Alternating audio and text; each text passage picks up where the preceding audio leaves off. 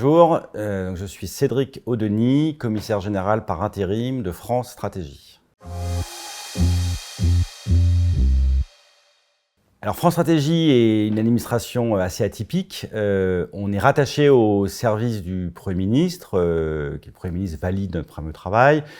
Il y a à peu près la moitié de nos travaux qui nous sont commandés par le gouvernement, mais nous avons une autonomie dans nos publications.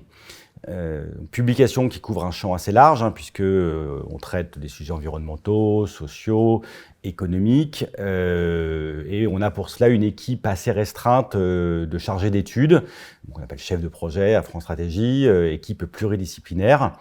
Et une caractéristique de France Stratégie, un peu notre ADN, c'est qu'on ne s'intéresse pas aux sujets d'actualité, on est concentré sur les enjeux de moyen terme, donc sur le passé, évaluation des politiques publiques, compréhension des grandes tendances, et on tourne aussi vers l'avenir avec beaucoup de travaux de prospective et des propositions de réforme de politique publique.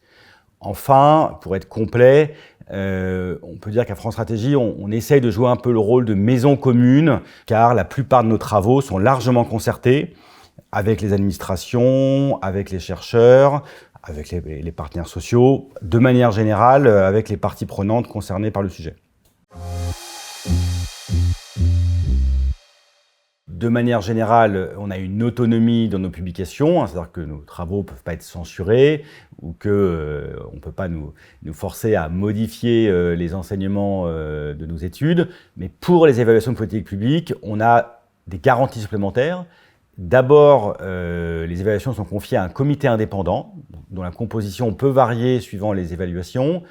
Pour donner un exemple, pour le comité d'évaluation du plan France Relance, les 100 milliards d'euros qui étaient destinés à relancer l'économie française suite au Covid, on avait 8 partenaires sociaux, les 8 représentatifs au niveau interpro, 3 députés, 3 sénateurs, 3 personnalités qualifiées, les représentants des collectivités locales, les administrations concernées, donc une version assez extensive.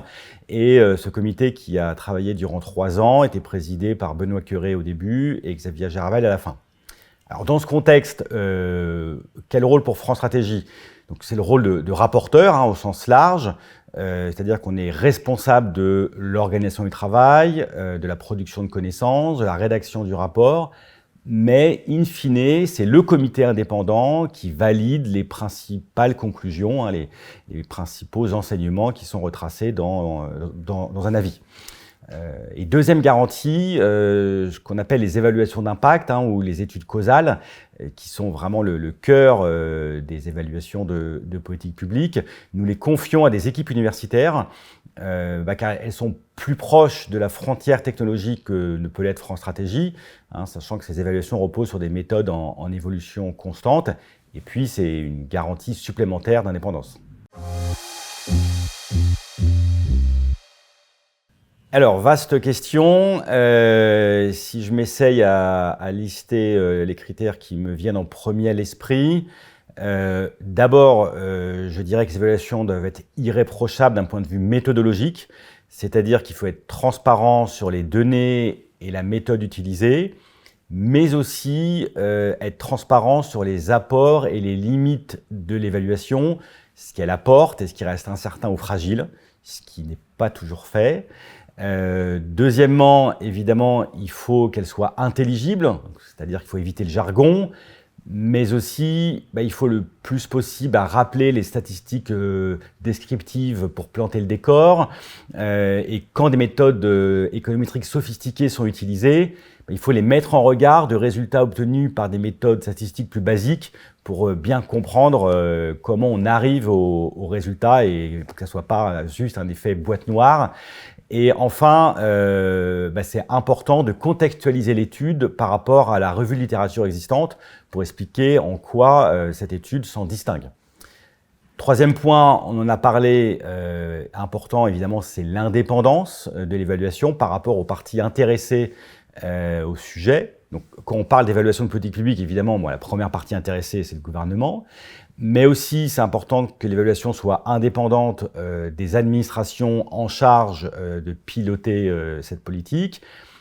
et aussi indépendante des parties bénéficiaires de la politique publique.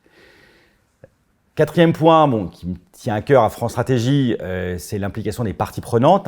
Je pense qu'il est important que les parties prenantes soient associées tout au long de l'évaluation. C'est ce qu'on fait à France Stratégie. Et ça permet notamment une meilleure appropriation des résultats in fine. Et enfin, dernier point, mais qui est évidemment pas le moins important, il faut que l'évaluation arrive au bon moment. Et donc ça, c'est vraiment un enjeu. Je l'ai remarqué à titre personnel dans de nombreuses évaluations. Il y a souvent un temps minimal, un délai minimal entre la mise en œuvre de la politique et les premiers résultats microéconométriques que j'estime à 3 ans. 3 ans, le temps de constituer les bases de données, le temps de laisser à la politique le temps de produire ses premiers effets, le temps de faire les études. Évidemment, ça pose un problème puisqu'il y a une demande sociale très forte. Donc, il n'y a pas de solution miracle pour résoudre ce problème.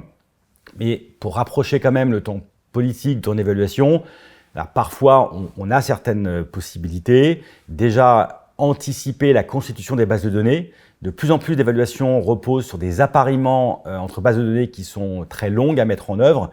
Et donc ça, effectivement, le plus on peut anticiper, c'est autant de temps gagné après pour l'évaluation. Et puis, il y a une astuce qu'on utilise parfois à France Stratégie, c'est de se reposer sur l'évaluation d'une politique réalisée par le passé qui est similaire à celle qu'on souhaite évaluer. Donc pour donner un exemple, dans le comité d'évaluation des réformes de la fiscalité du capital, on s'est beaucoup appuyé les premières années sur l'évaluation de la barémisation à l'impôt sur le revenu des revenus du capital, qui était en quelque sorte la réforme miroir du prélèvement forfaitaire unique qui a été mise en place en 2017 et que nous étions chargés d'évaluer.